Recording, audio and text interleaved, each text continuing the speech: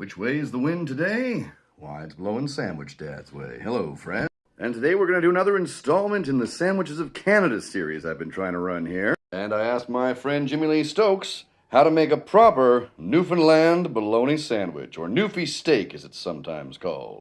Apologies to my Newfoundland friends in advance for not using maple leaf big stick bologna. I got's what I got, Spice. First, we toast the bread. Next, we need a nice thick slice. Perfect.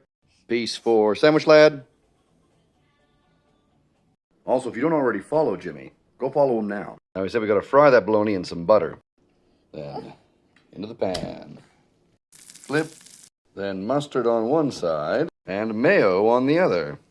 Then, on goes our fried bologna. We use a Kraft single and put the hat on. How's she look? Not bad at all. Cut diagonally and reveal. Oh, yes. Get it in ya.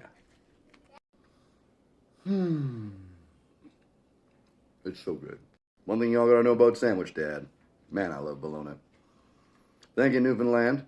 Don't forget, if you have your own Canadian sandwich you want me to feature, put it in the comments, and go follow Jimmy Lee Stokes. Good day!